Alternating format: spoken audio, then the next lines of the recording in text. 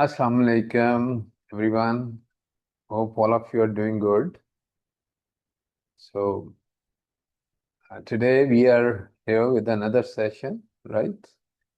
So, I hope that your interest is still alive and you are watching this program and you are attempting and the assessment.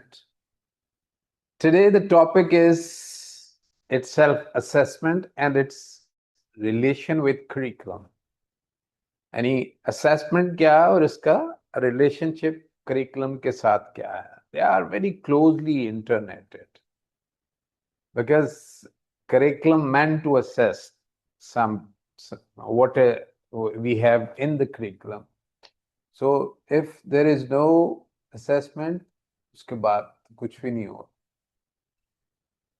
Assessment is basically is the act of judging the value or importance of something.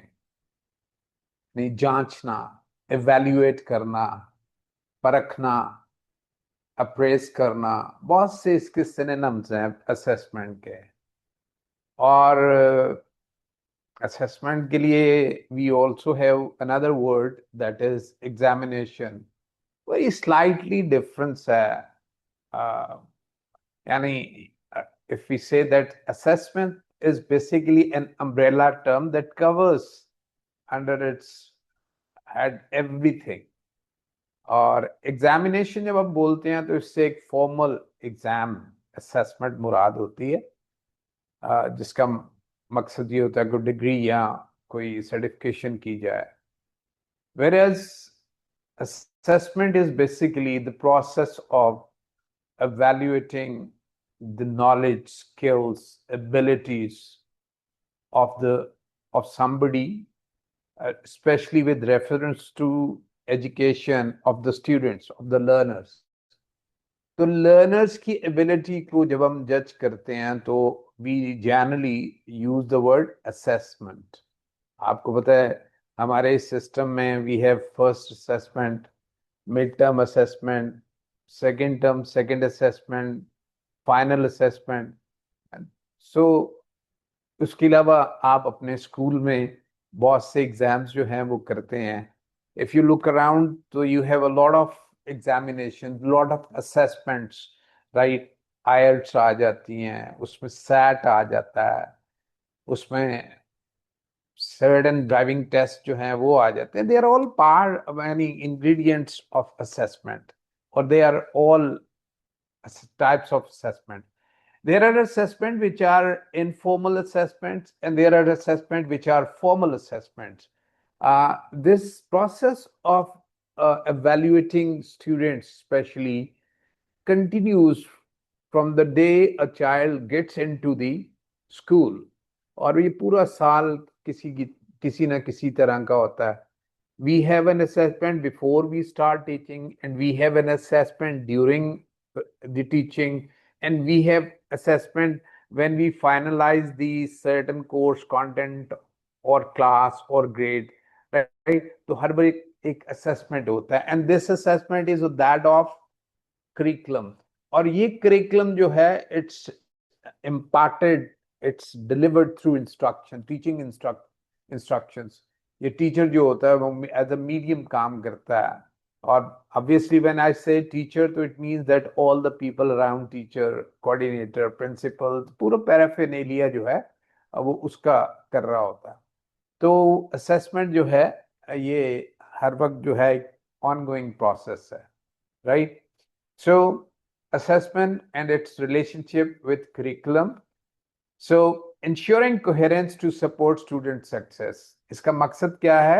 एक coherence, एक तसलसल, एक ज़ाब्तगी इसके अंदर के ताकि students की success जो है उसको सपोर्ट किया जा सके.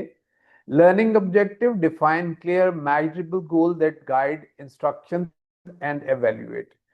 असेसमेंट का मकसद ही उस वक्त हल होता है जब हम वादे तौर पे करेंगे what are we going to assess और how we are going to assess.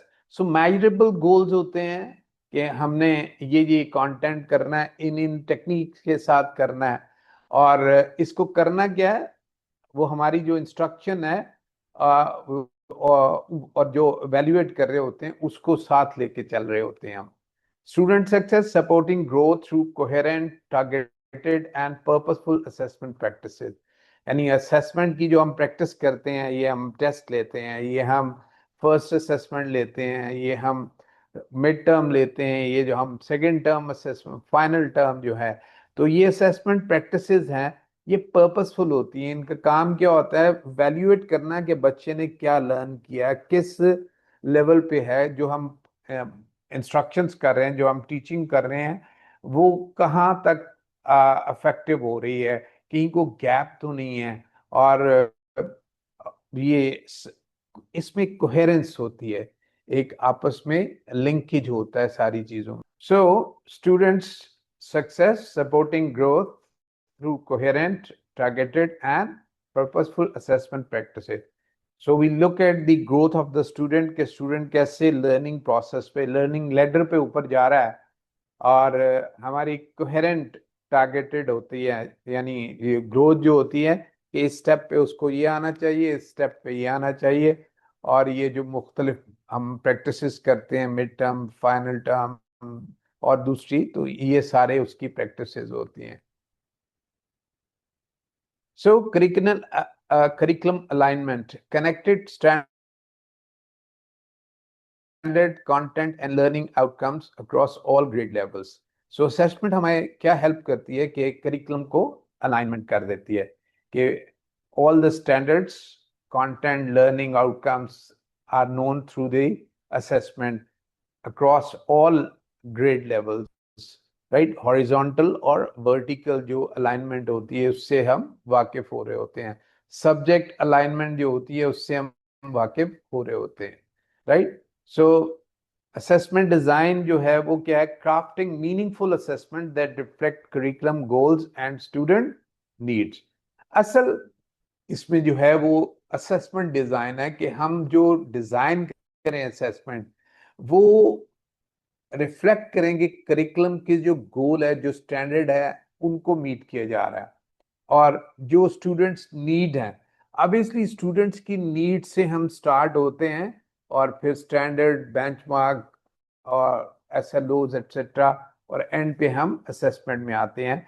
तो assessment design is of Paramount importance, कि बहुत अहम होता है कि उनकी जो स्टूडेंट्स की नीड और जो हमारे करिकुलम के गोल्स हैं वो रिफ्लेक्ट करते हैं हमारी असेसमेंट के डिजाइन से। What is assessment and why it matters? So assessment is the systematic process of gathering and using information to support and improve students learning. अब क्लास टेस्ट लिया तो हमें पता लग गया कि इस सब्जेक्ट में क्या रैंकिंग आ रही है, कौन क्या लर्न किया, किस किस बच्चे ने क्या क्या लर्न किया। इस तरह हमने मिड टर्म फर्स्ट असेसमेंट लिया तो हमें पता लग गया, हमें सिर्फ अब एक सब्जेक्ट का नहीं पता लगा, हमें तमाम सब्जेक्ट में क्या आ रही है, उसमें कौन कौन से स्टूडेंट्स आगे हैं, कौन कौन से पीछे हैं, किधर वो डिफिकल्टी फील कर रहे हैं, उसमें क्या चीज है, स्टूडेंट के बिहाफ पे कोई चीज है या टीचिंग प्रोसेस के बिहाफ पे कोई चीज है, ये तमाम चीजें जो हैं वो क्या चीजें हैं, ये इसको हमें देखने के लिए ये असेसमेंट जो है वो बहुत हेल्पफुल होती है। राइट, इंटेग्रल टू टीचिंग, अगर कोई असेसमेंट ना हो तो फिर टीचिंग हो ही नहीं सकती। सो assessment is not separate from curriculum, it is an integral part of teaching and learning. यानी करिकुलम के हर करिकुलम के एंड पे उसको कैसे असेस करना है, तो ये उसका हिस्सा होता है। सो इट्स एन इंटेग्रल, एक लाजमी जुज़्व ला यनफक है। Right, targeted instruction aligned assessment enables teachers to deliver targeted instruction that addresses learners need, right?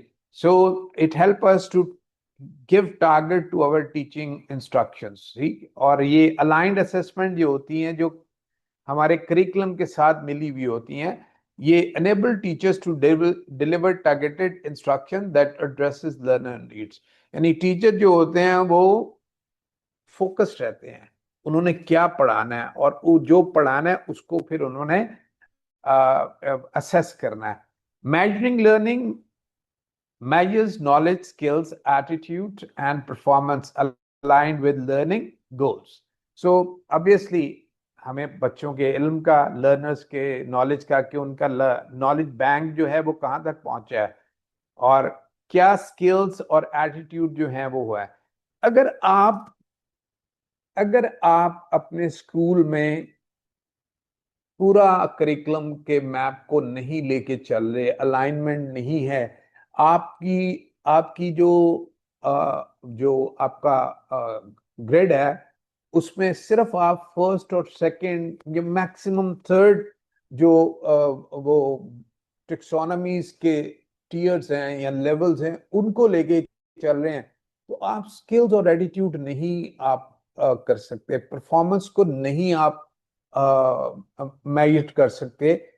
इसलिए it's very important if you want to measure learning.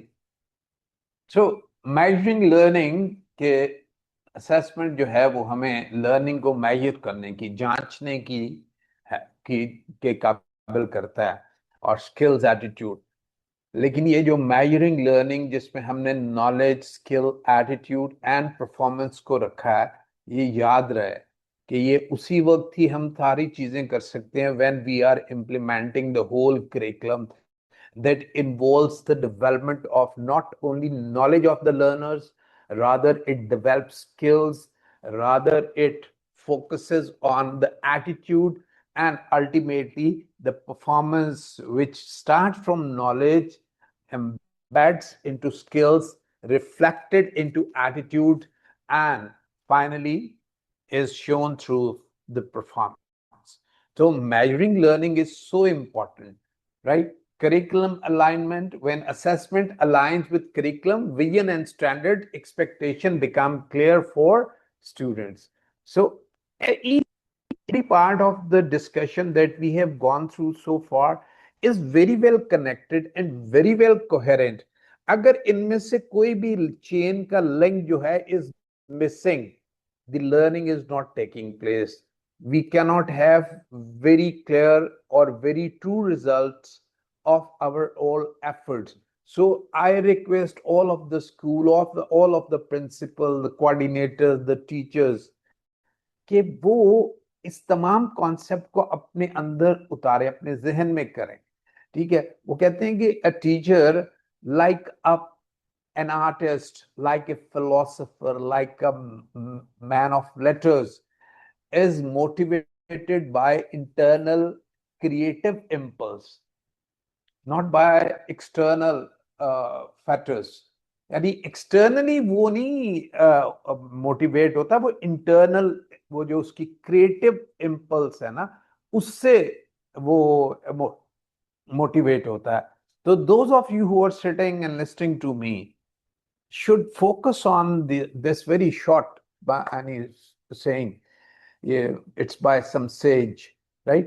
कि जब तक हमारा टीचर जो है वो इंटरनली अपनी क्रिएटिव इम्पल्स के मुताबिक नहीं आगे बढ़ता, वो ये सारे काम नहीं कर सकता. और आप में से प्रिंसिपल जो एजुकेटर्स बैठे हुए हैं वो भी. Student success benefit through clear expectation, better feedback and improve learning outcomes.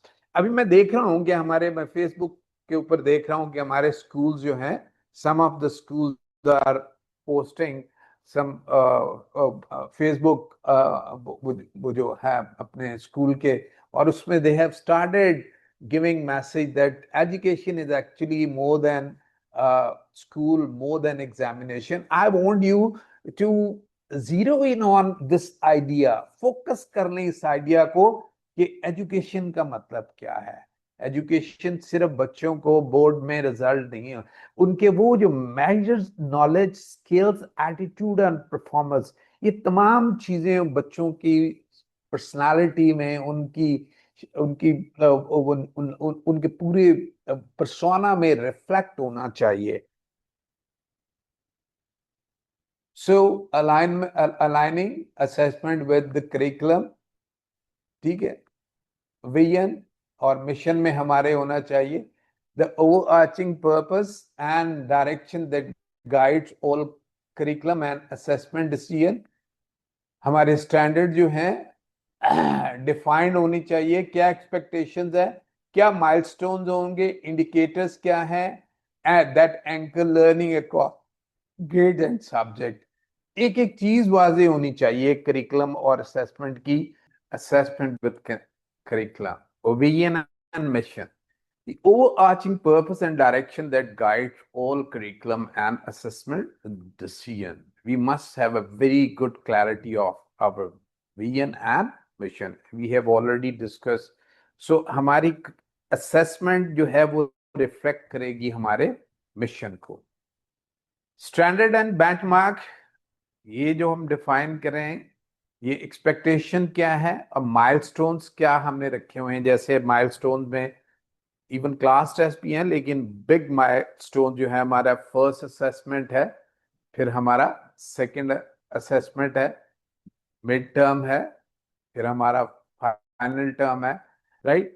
So that anchor learning across grades and subjects. तो स्टैंडर्ड और बेंचमार्क जो होते हैं ये इंडिकेटर्स होते हैं जो हमें बताते हैं कि तमाम ग्रेड्स में और तमाम सब्जेक्ट में हमारे लर्नर्स जो है उन्होंने क्या अचीव किया है.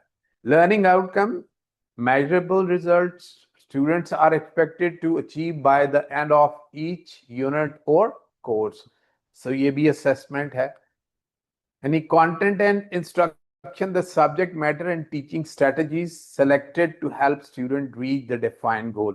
हमने teaching strategies क्या करनी है, क्लासरूम लेक्चर्स होने हैं, डिस्कशंस होनी है, प्रोजेक्ट्स होने हैं, ये फील्ड प्रोजेक्ट्स होने हैं. किस तरह से हमने इंस्ट्रक्ट करना है स्टूडेंट्स को कि वो जो हमारी जो लर्निंग है उसको करें और उनके उनके उन जो एफर्ट्स हैं उनको हम असेस कर सकें.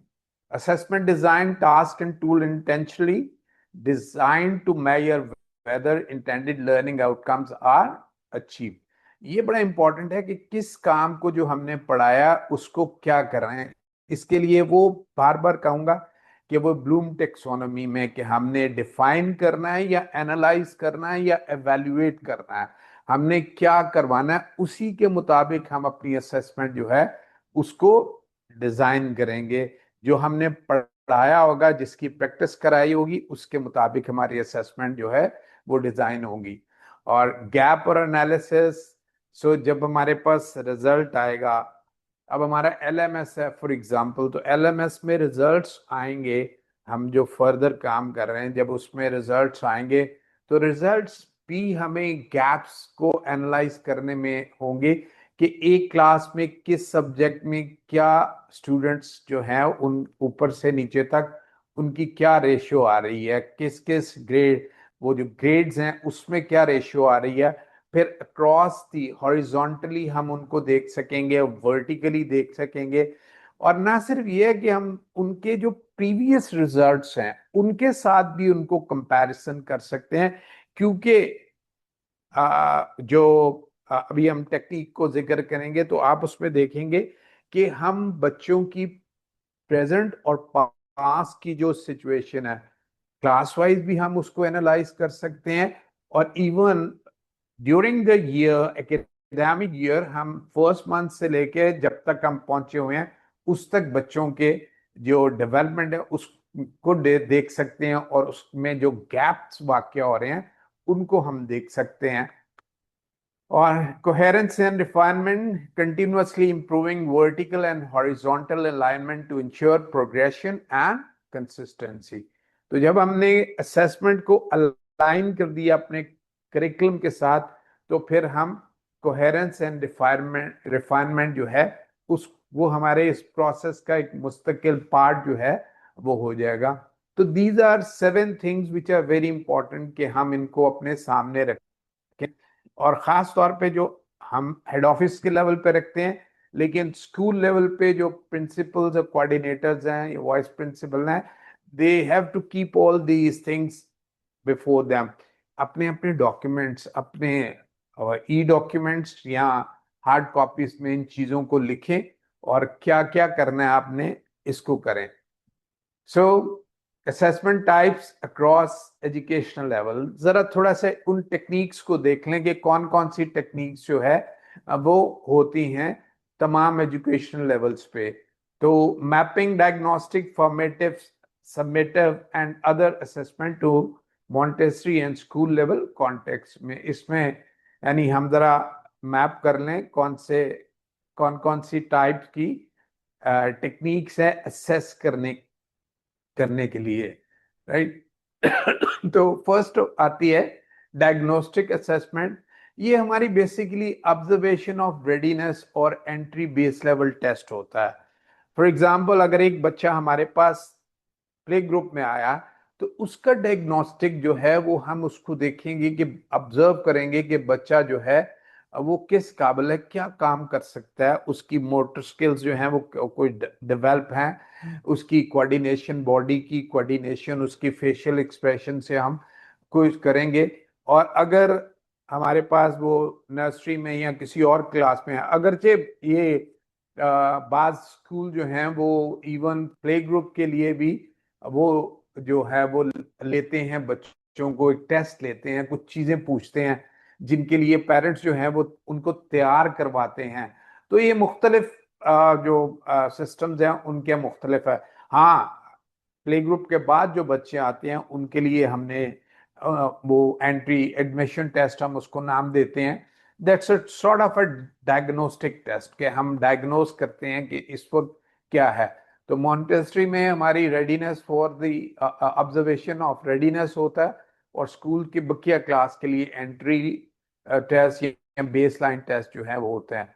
फिर इसी तरह फॉर्मेटिव असेसमेंट है, कंटिन्यूअस ऑब्जर्वेशन ड्यूरिंग एक्टिविटीज और class quiz and homework check. ये फॉर्मेटिव है। ये फॉर्मेटिव डेली भी हो सकता है, यानी आपने एक जो है वो लेसन का कुछ पार्ट पढ़ाया और उसके बाद यू आस्क क्वेश्चन, जिसे हमें एग्जैक्ट टिकट कहते हैं, राइट। जाने से पहले जरा थोड़ा सा वो बच्चों को पूछा कि क्या क्या उन्होंने अंडरस्टैंड कर लिया। तो फॉर्मेटिव जो है ये कंटिन्यूअस ऑब्जर्वेशन है, पूरा साल होता रहता है।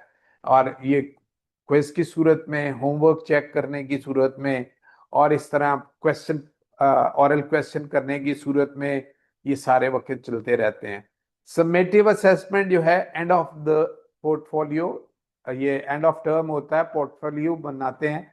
ये मॉन्टेसरी में मिड या फाइनल एग्जाम जो है ये स्कूल्स में होते हैं। समेटिव जो है इनके लिए क्या, इवन बाद दफा हम इसको एंड ऑफ यूनिट या एक पूरा जो वो ग्रुप ऑफ द यूनिट्स होता है उसके लिए भी इस्तेमाल करते हैं।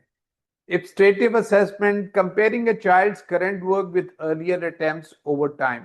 यानी हम मिसाल के तौर पे we are going toward the second वो टर्म जो है, तो हम उनको जरा देखते हैं, उनके फर्स्ट टर्म और सेकंड टर्म के पेपर्स को देखते हैं कि कंपेयर करते हैं कि बच्चों ने का पहले कहाँ था, एक बच्चा फर्स्ट टर्म में क्या था और अब सेकंड टर्म में क्या है। तो इटरेटिव असेसमेंट जो है इसको हम कहते हैं जब हम कंपेयर करते हैं एक ही बच्चे के दो वक्तों की क्या, या हम पिछली क्लास का भी ले सकते हैं। हमारे पास जब पोर्टल होगा तो उसमें बड़ा हमें बहुत सहूलत हो जाती है कि हम पिछली क्लास में उसका प्रोग्रेशन क्या था, अब वो यानी अब अगली क्लास में उसका क्या कितनी डेवलपमेंट जो है वो हुई है। Performance based assessment, practical life test, आमतौर पे ये मॉन्टेसरी और साइंस एक्सपेरिमेंट और डिबेट्स वगैरह जो है ये परफॉर्मेंस बेस्ड टेस्ट असेसमेंट जो है उसमें आते हैं। इस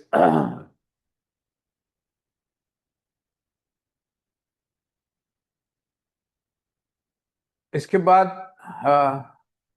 ऑथेंटिक टेस्ट है, ये रियल लाइफ प्रॉब्लम सॉल्विंग है test, like setting a table और केस स्टडीज एंड प्रोजेक्ट।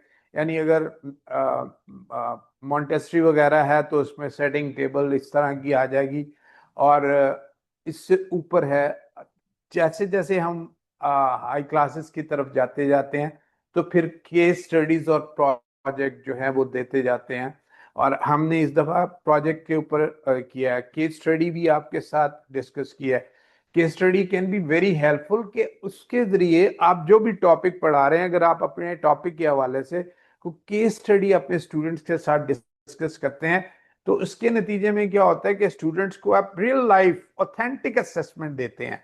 और आज आपके पास ऑनलाइन बेशुमार केस स्टडीज जो हैं वो मौजूद है, हर सब्जेक्ट की केस स्टडी मौजूद है।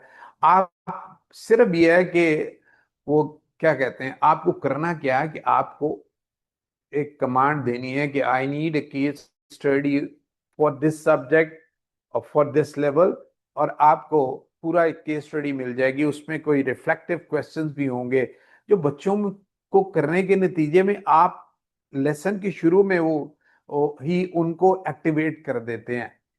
तो पीयर सेल्फ असेसमेंट, आपने एक मजमून बच्चों से लिखवाया, कोई होमवर्क करवाया, खासतौर पे जो एसेस वगैरह या पैराग्राफ राइटिंग या इस तरह कोई भी और भी काम भी हो सकता है, तो ए का काम बी को दे दें, बी का काम ए को दे दें, इस तरह आप ये पीयर कर सकते हैं। इसी तरह मॉन्टेसरी में peer marks and reflective journals in school, ये यानी ये प्राइमरी में आप रिफ्लेक्टिव जर्नल जो हैं कि वो किसी भी प्रोजेक्ट के बारे में, किसी भी लेसन के बारे में अपने ख्यालात जो है वो लिखें। अब ये एक ऐसी रिफ्लेक्टिव जर्नल्स लिखने की आदत है, बल्कि ये मैं ये कहूँगा कि एक ज़माने में प्रिंसिपल्स के लिए और टीचर्स के लिए ये जर्नल्स जो होते थे बड़े इंपॉर्टेंट होते थे और एक रेगुलर होते थे। बल्कि स्कूल में जब क्वालिटी एश्योरेंस का जब होता था, मैंने आते थे लोग, तो वो प्रिंसिपल का जो रिफ्लेक्टिव जर्नल जो होता था वो लिखते थे। और इसमें क्या करते हैं कि प्रिंसिपल जो है अपने पूरे दिन की जो एक्टिविटीज है ना, जो रिलेटेड टू द जॉब है, वो उसको लिखते हैं कि आज फला फला पेरेंट्स है, ये हुआ वो हुआ। तो ये इसके ऑनलाइन अगर आप चाहे reflective principal reflective journals specimen templates वगैरह देखें तो आपको बहुत सी चीजें उसमें मिल जाएंगी, and you can learn a lot from there, right. Criterion reference curriculum based exam aligned with national standard and benchmark, ये करिकुलम बेस्ड आपका फाइनल एग्जाम भी होता है। इसी तरह ये कुछ दूसरे एग्जाम भी होते हैं, जैसे जो है क्या कहते हैं, ड्राइविंग टेस्ट वगैरह भी आ सकते हैं। इसी तरह आइल्स वगैरह भी इसी के अंदर आ सकते हैं। ये norm reference standard test like SAT on board और board exam that rank student nationally, जैसे बोर्ड करता है, सैट में भी इस तरह होता है, और ये परसेंटाइल के ऊपर मबनी होते हैं, यानी स्टूडेंट जितने स्टूडेंट ने दिया है उन स्टूडेंट में क्या परसेंटेज आपकी है। तो ये नॉर्म रेफरेंस जो है ये एग्जाम होते हैं। और सेट वगैरह ये खास तौर पे अमेरिका की यूनिवर्सिटीज के लिए तो ये एक यानी मस्ट एग्जाम है। हमारे यहाँ भी है दूसरे टेस्ट, अब जैसे लम्स वगैरह ये दूसरे उन्होंने अपने टेस्ट बनाए हुए हैं। तो competency based test evaluate the mastery of skill और स्टैंडर्ड्स ऑफन क्राइटेरियन रेफरेंस। तो कॉम्पिटेंसी जो है ये किसी भी इसमें टेस्ट में कॉम्पिटेंसी जो है, जो हमारे यहाँ मुख्तलिफ टेस्ट होते हैं, जैसे मिसाल के तौर पे ये डिबेट्स वगैरह के भी हमारे इसके अंदर आ जाते हैं, और मुख्तलिफ जो टेस्ट हैं वो इसके अंदर आ जाते हैं। अब हम इसको देखते हैं कि मॉन्टेसरी कॉन्टेक्स्ट में अर्ली चाइल्डहुड में कैसे टेस्ट जो हैं वो जाते हैं। सो डायग्नोस्टिक में आ जाएगा observation of readiness, fine motor skill, language exposure, social interaction. Formative में आ जाएगा continuous teacher observation during activity, sensorial material use. Ipsative में आ जाएगा comparing a child's current work with earlier attempts, tracing letters over time. Peers में group activities where children reflect, I did this myself or we work together. Authentic में real life problem solving, testing a table, setting a table or caring for plants. Performance based में practical life tasks, pouring water, tying shoelaces, arranging beads. तो ये तमाम टेस्टों को अगर हम जो अभी जिक्र किया है, इसको जब मॉन्टेसरी के कॉन्टेक्स्ट में देखते हैं तो डायग्नोस्टिक से लेके परफॉर्मेंस बेस्ड टेस्ट तक इस तरह टेस्ट जो है वो आते हैं. ऑब्वियसली इसमें वो समेटिव भी आ जाएगा. प्राइमरी में अगर हम करें कि प्राइमरी में कैसे अप्लाई करते हैं इन टेस्ट्स को, तो डायग्नोस्टिक एंट्री टेस्ट बेसलाइन, ये तो जब भी किसी को आपने करना, आमतौर पे हम इसमें इंग्लिश, मैथमेटिक्स और साइंस को चेक करते हैं. फॉर्मेटिव में class quiz, oral questioning, homework checks, ये सारी चीजें जो हैं ये फॉर्मेटिव है, जो यूनिट के एंड के ऊपर हम इसको चेक करते हैं. समेटिव में mid term, final term, standardised test जो साल के आखिर में आ जाते हैं, और इसमें हमारे बोर्ड के टेस्ट भी आ जाते हैं. इब्स्टेटिव, कंपेयरिंग ऐसे ड्राफ्ट और math test scores across terms, कि एक टर्म में क्या था और अगली टर्म में क्या है, एक ही स्टूडेंट के हम जो टेस्ट किए असेसमेंट करते हैं. Criterion reference, curriculum based exam align with national standard, right, हमारे जो नेशनल स्टैंडर्ड के साथ हैं बोर्ड के एग्जाम्स होते हैं. और norm test standardise like SAT और बोर्ड एग्जाम रैंकिंग टेस्ट, और performance science experiment, debate, presentation etcetera, ये हमारे परफॉर्मेंस बेस्ड टेस्ट है. और authentic case studies, project based learning, peer marking, reflective journal, ये ऑथेंटिक और पीयर या सेल्फ बेस्ड ये एग्जाम है. इसमें केस स्टडी, प्रोजेक्ट, जैसे अब हमने बहुत ज्यादा इस पे गुफ्तगू की है कि बच्चों को प्रोजेक्ट दे के उनसे उनकी रियल लर्निंग जो है वो कराई जाए. और पीयर मार्किंग एक बहुत जबरदस्त हेल्प है पीयर मार्किंग में. जैसे मैंने अभी जिक्र किया कि you take a test of one student and give it to other, तो वो करते हैं. अब इसका ये मतलब नहीं कि उन्होंने कर लिया तो बस आपने फाइनल रिजल्ट बना लिया. इट मींस कि आपने उसके बाद देखना है कि एक बच्चे ने दूसरे बच्चे को जो किया तो क्या. इसमें बकायदा रुब्रिक्स होते हैं कि जिसके मुताबिक आप उनको कहते हैं कि आपने मार्क करना है, स्पेलिंग में ये करना है, ग्रामर में इस तरह से चेक करना है, ओवरऑल क्रिएटिविटी को इस तरह देखना है, इतने नंबर देने हैं, ये करना है, वो करना है. तो ये जो पीयर मार्किंग है ये बहुत खूबसूरत है. इसी तरह रिफ्लेक्टिव जर्नल जो है, मुख्तलिफ प्रोजेक्ट देने के बाद उन्हें कहें कि अपना एक्सपीरियंस जो है वो उसको लिखे. एक पूरे यूनिट के ऊपर आप उनको कह सकते हैं कि वो आपका वो लिखें, वो यानी इस पे अपनी फाइंडिंग जो है या अपनी फीलिंग जो है या अपनी थॉट्स उस टॉपिक के हवाले से जो है वो लिखें. तो ये सारी चीजें can be of extreme help for our students learning यानी प्रोसेस जो है, कि इन तमाम चीजों से हमारे तालिब इल्म जो है वो बहुत लर्न कर सकते हैं. तो मैंने आपके सामने मॉन्टेसरी में क्या ये टेस्ट जो है किन किन चीजों को ऑब्जर्व करते हैं, और प्राइमरी में टेस्ट जो है ये किन किन चीजों को ऑब्जर्व करते हैं, इन तमाम चीजों को जो है वो हमने डिस्कस कर लिया. तो कोर असेसमेंट टेक्निक्स, इसको हमने observation based teacher watches and record students behaviour skills and interaction, और oral questioning, asking questioning during lesson to check understanding in real time, ये assessment techniques है. Quiz and test, short structured checks of knowledge, can be diagnostic or formative. Written exam, summative evaluation, MCQs, short answers, essays. Presentation, oral and multimedia presentation to demonstrate understanding and skill. Presentation में एक काम अक्सर अपने classroom में किया करता था, लेकिन ये थोड़ा सा सीनियर स्टूडेंट्स के साथ है, कि I would ask them to record themselves, क्योंकि अब हर स्मार्टफोन हर बंदे के पास है.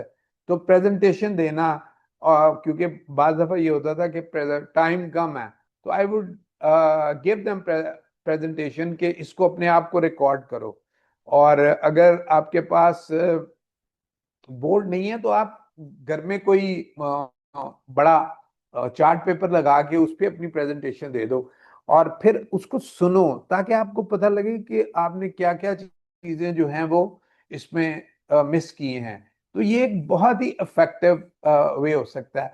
आप इस तरह की कोई चीज जो है वो अपने स्टूडेंट्स को दे के ट्राई कर सकते हैं, कि जिसमें उनको पेरेंट्स या वो खुद, अगर वो इस काबिल हैं तो वो खुद जो हैं वो रिकॉर्ड करके आपको दे सकते हैं। उसमें आपको उनको देखने में, जज करने में बड़ी आसानी होगी। आप अपने उनसे अपने जो व्हाट्सएप ग्रुप है उसमें मंगवा के, और उसके बाद आप when you are free in the staff room, तो यू कैन जो है वो एवेल्युएट, और फिर उसके बाद उनको फीडबैक आप क्लासरूम में दे सकते हैं।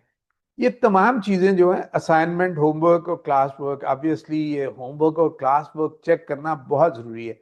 इसके लिए आपको होमवर्क चेक करने की पूरी टेक्निक जो है वो आनी चाहिए, कि आपने स्पेलिंग का लिखना है तो क्या चीज कि क्या लिखना है, आपने ग्रामर का लिखना है तो क्या लिखना है, अगर मैथमेटिक में कर रहे हैं तो क्या चीज, क्या, ये तमाम चीजें जो हैं वो आपको आनी चाहिए, कि जब आप होमवर्क चेक कर रहे हो तो आपने किस चीज को कैसे करना है। ऑब्वियसली जब हमने कोई काम दिया होता है और उसके मुताबिक, वो कोई क्रिएटिव नहीं होता, क्लासरूम की बुक से रिलेटेड अगर सपोज है या मैथमेटिक है, तो उसमें बेशुमार ऐसी चीजें होती हैं जो हमें पता होता है कि उसका प्रोसेस क्या है, उसके जो गोल पोस्ट जो है, माइलस्टोन जो है वो क्या है, तो इजीली हम उसको कर सकते हैं। तो असाइनमेंट्स जो हैं ये भी कोर असेसमेंट असेसमेंट टेक्निक्स हैं। और इसी तरह प्रोजेक्ट है, extended task requiring research, creativity and real world application. अब मेरा ख्याल है हमने इतनी ज्यादा इन चीजों के ऊपर फोकस किया है इस पूरी गुफ्तगू के अंदर, और हम बाकी भी करते रहते हैं, कि आपको प्रोजेक्ट्स जो है वो तमाम टॉपिक्स जो आपके सब्जेक्ट में हैं, जिनको आप समझते हैं कि उसका प्रैक्टिकल लाइफ के साथ कोई ताल्लुक है और उसके नतीजे में रियल टाइम लर्निंग जो है वो हो सकती है, उसको आपको चाहिए कि उसके प्रोजेक्ट दें। इंडिविजुअल प्रोजेक्ट मुमकिन है तो वो दें, ग्रुप प्रोजेक्ट मुमकिन है तो वो दें, और उनको अपने किसी टीचर के अंडर फील्ड वर्क के लिए आप भिजवा सकते हैं, इंटरव्यूज करा सकते हैं, लोगों को आप अपने उसमें कैंपस में बुला सकते हैं। Portfolios, collection of student work over time showing progress and reflection. ये जो प्री स्कूल में तो पोर्टफोलियोज जो होते हैं वो बकायदा हमारे रेड ब्लू वगैरह होते हैं, जिसमें पूरा एक आपने रिकॉर्ड रखा होता है। अच्छा, जो 1 to 1 है तो इनकी जो टीचर्स की जो कॉपी है, जिसमें उसने अब लिखना होता है कि उसने क्या किया, उसके अंदर टेस्ट, हर सब्जेक्ट के टेस्ट का रिकॉर्ड भी होता है। तो ये अगर आप उस कॉपी में बच्चों की बारे में अपनी ऑब्जर्वेशन जो है वो राइट करना करें, तो ये भी एक पोर्टफोलियो है, और ये आपको बच्चों के बारे में जानने में बहुत हेल्प कर सकता है।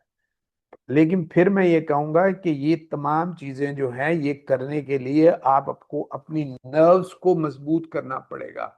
आपको अपने आप को ये कमिट करवाना पड़ेगा कि I am going to be a teacher, an exceptional teacher, a teacher who is motivated by internal creative impulse, जो एक बड़ा काम है। कई ऐसे आप काम कर देंगे जो कि आपको खुद ब खुद एक अपनी नजरों में भी और दूसरों की नजरों में भी एक बड़ी शख्सियत के अंदर ले आएंगे। यानी आप अपने आप को जिस दिन एक्सेप्ट कर लेंगे कि मैं टीचर हूं, तो फिर आप इन तमाम कामों को करेंगे, इन तमाम चीजों से आप वाकिफ होंगी। आप लोग सुन रहे हैं, आप लोग असाइनमेंट भी करते हैं, फाइनल भी हम इसको करेंगे, लेकिन यह है कि इन चीजों को आप याद करें। ये तमाम नोट्स जो हैं, या ये जो पीपीटीज हैं, ये पूरा होता है, इनको बार बार देखें। बहुत से काम जो है ये आप, आई एम वेरी पॉजिटिव के the the day we started this certification course, and even by today, a lot of change must have taken place within you. कि आपने बहुत सी चीजें सीख ली होंगी। मैं ये बिलीव करता हूँ कि जब हम सिंसियरिटी से सुन रहे होते हैं, चीजों को लर्न कर रहे होते हैं, तो हमारे अंदर उनकी लर्निंग भी हो रही होती है। वो हमारे अंदर हमारे थॉट प्रोसेस में एक तब्दीली का भी बायस हो रही होती है उसमें।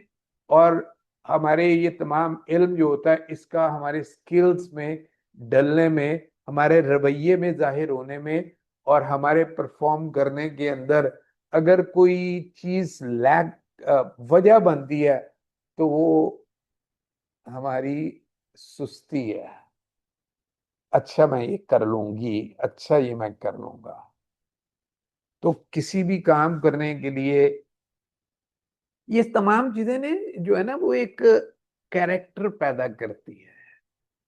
और कैरेक्टर जब पैदा करती हैं, तो ये तमाम चीजें जो हैं, वो इस कैरेक्टर को सही तरह एनफोर्स करने के लिए वी नीड करेज, हिम्मत। और जब हम इस काम को करेंगे तो हमारे अंदर एक कॉम्पिटेंसी पैदा हो जाएगी। तो ये कैरेक्टर, करेज और कॉम्पिटेंसी, ये 3C का आपस में एक मिलाप है कि जो हमारे अंदर एक लर्निंग का सही जो ग्राफ है, मेट्रिक्स है, वो पैदा कर देगा। सो ये practical demos, hands on task, lab experiment या Montessori activities, case studies, real world scenario requiring problem solving skills.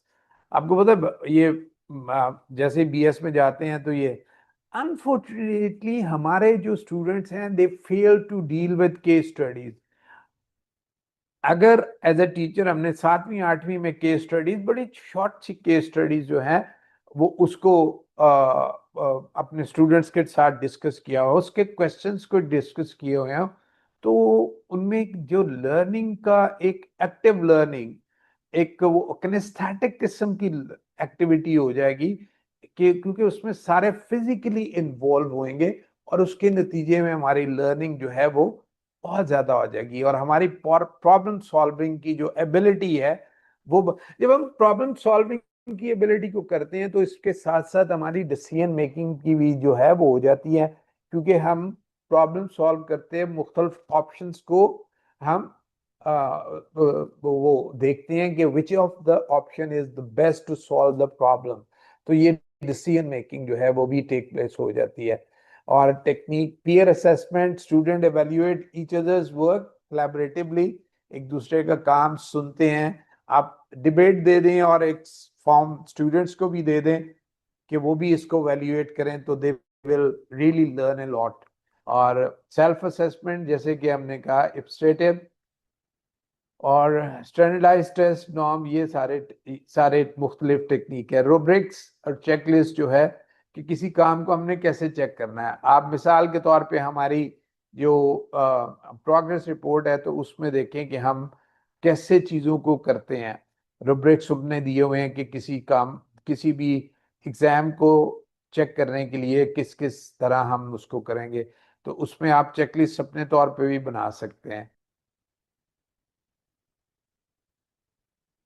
अब इसमें इन्हीं को हम असल में ये traditional exam, quiz, assignment, progressive, portfolio, project, presentation, rubric, authentic, class, case studies, simulation, internship, industry project, digital online quiz, e portfolios, gamified task, LMS tools, collaborative peer assessment, group project, team evaluation। अब ये पूरा आपके सामने एक जो अभी तक assessment के ऊपर क्या कि उनमें से कौन सी ट्रेडिशनल है जो हर स्कूल में होती है, कौन सी प्रोग्रेसिव है जिनको अगर करें तो इसके नतीजे में हम आगे बढ़ते हैं, ऑथेंटिक में कौन सी है, डिजिटल क्या क्या अवेलेबिलिटी है, कोलैबोरेटिव क्या है, और मॉन्टेसरी अर्ली ईयर्स में क्या क्या हो सकता है। The learning journey इसको begin journey, set your learning goals and prepare for the path ahead. Travel the journey, engage in learning activities and build new knowledge and skills. Assessment जो है उसको हम कहते हैं कि असेसमेंट ऑफ लर्निंग ये असल में है what we learn after the journey, measures achievement at the end of instruction. इसको हम assessment of learning कहते हैं. When after doing something we measure कि what we have achieved, right? So this is assessment of learning. और दूसरी जो है assessment for learning है how to improve while on the journey, ongoing feedback to guide progress. यानी assessment for learning में हम क्या करते हैं कि जो improve करने की तरफ हमारा ख्याल होता है, और ये एक ongoing feedback जो है वो हम provide करते हैं अपने students को. और assessment as learning, how to manage your journey, student monitor and regulate their own journey.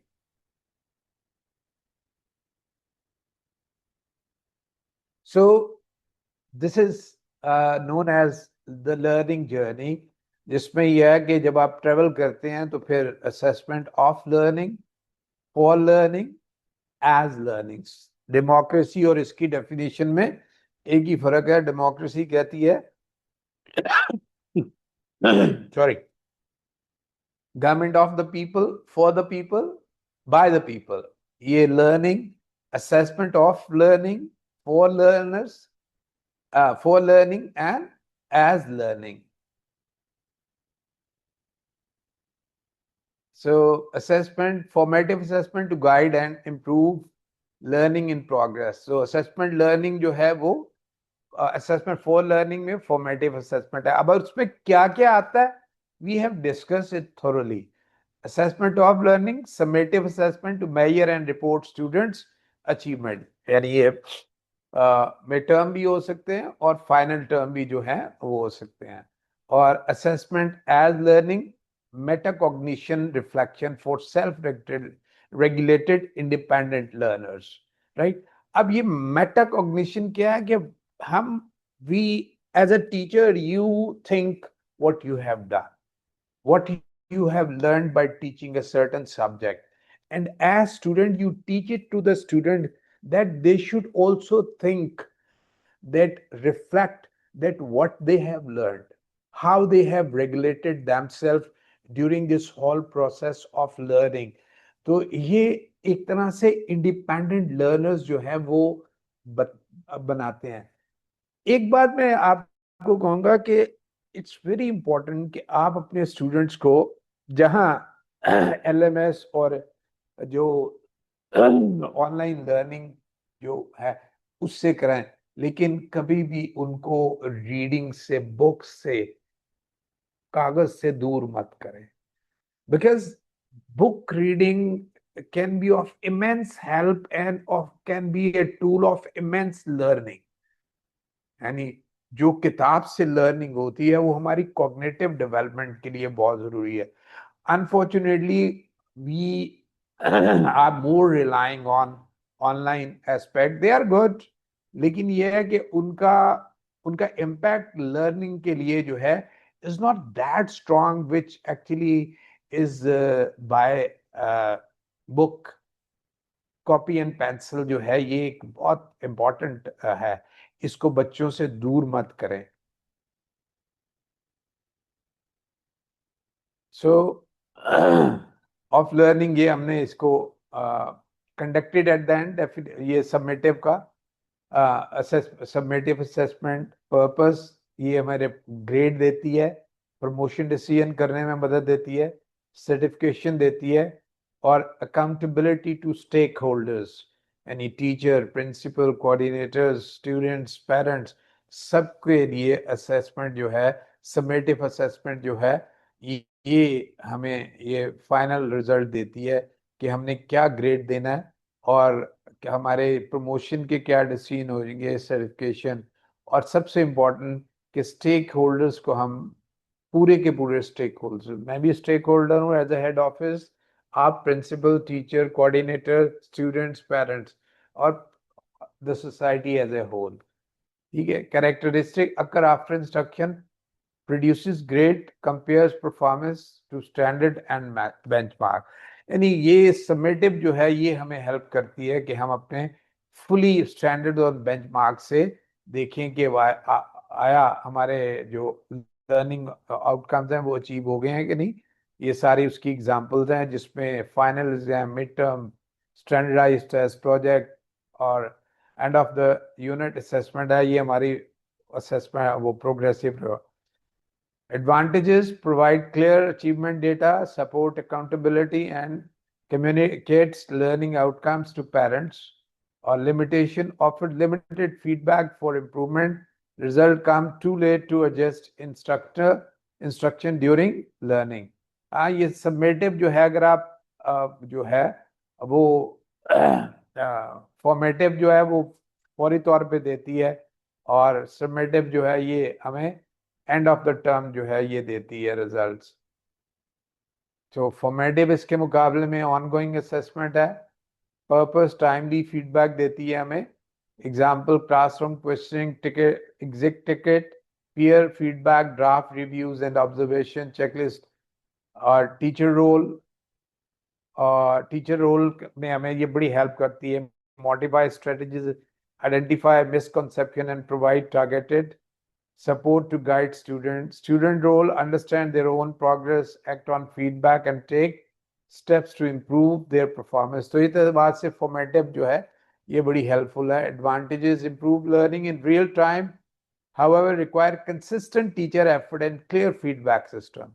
अगर होमवर्क चेक नहीं हो रहा, क्विज चेक नहीं हो रहे, अगर टीचर बता नहीं रहा या बता नहीं रही कि क्या आपने लर्न किया है, तो फिर ये डिसएडवांटेज है। बार बार टेस्ट लेना फिर क्या मायने रखता है, right?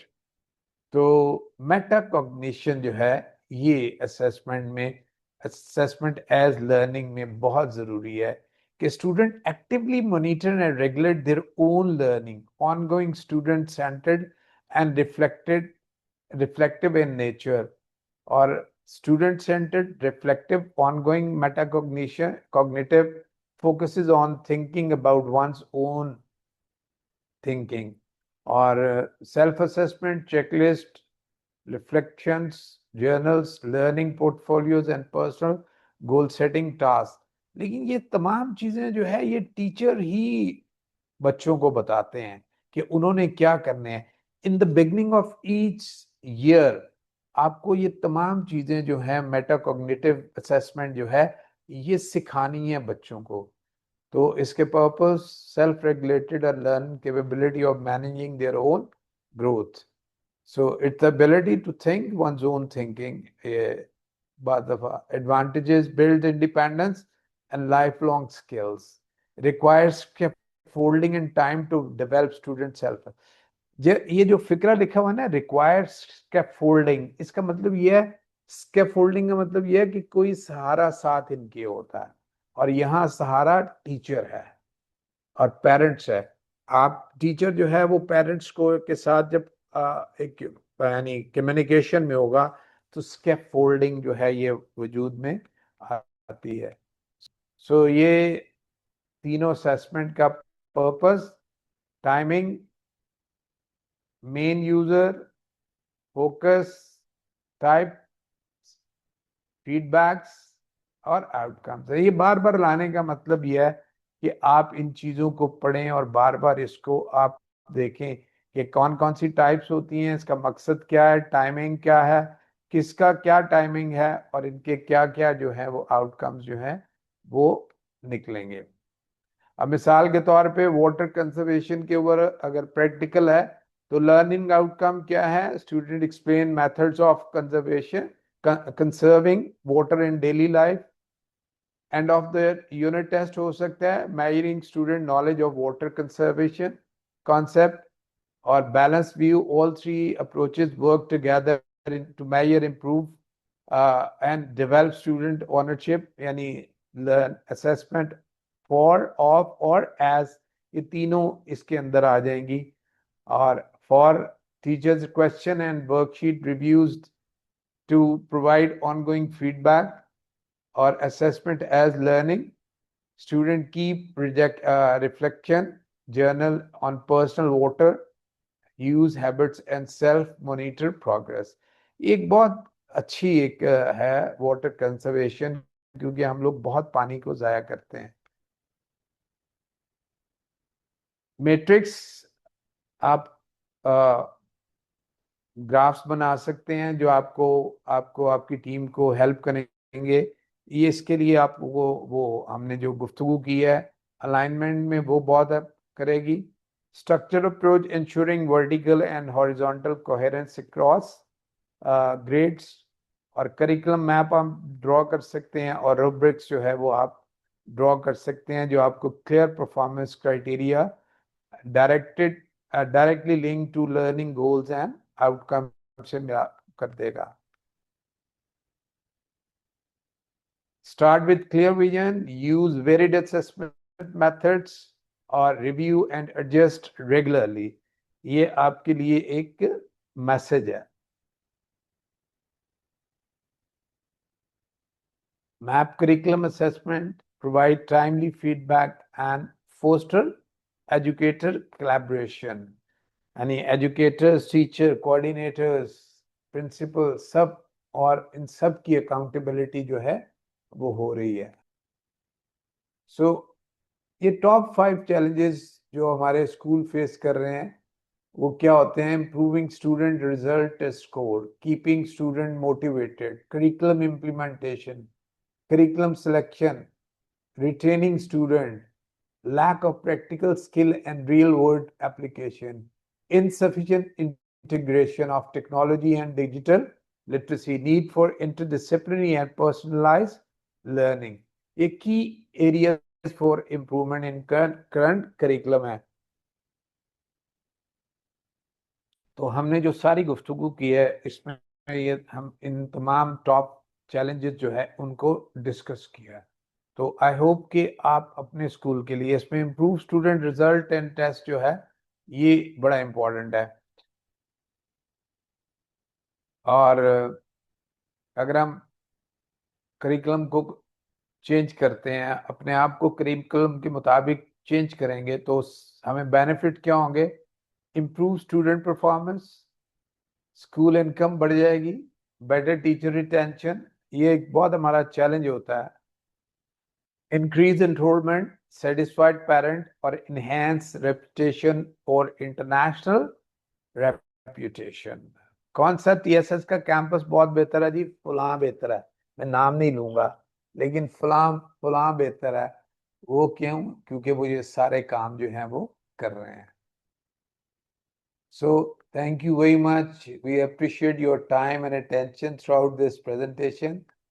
To further explore framework, tools, and resources to deepen your understanding of assessment alignment or question, and we welcome your question, thoughts, and reflection on assessment and curriculum.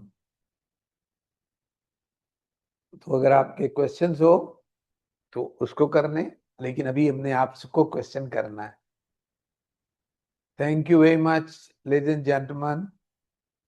मुझे पता है रोज बैठना, यानी इंटरमीडिएट डेज पे बैठना, फिर ये चला भी जाता है। तो आपका बहुत शुक्रिया कि आप लोग तवज्जो से सुनते हैं।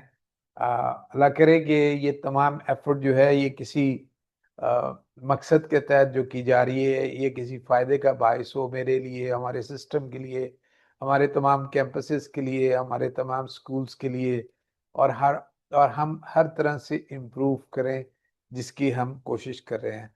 Thank you very much. God bless you all. Allah हाफिज़।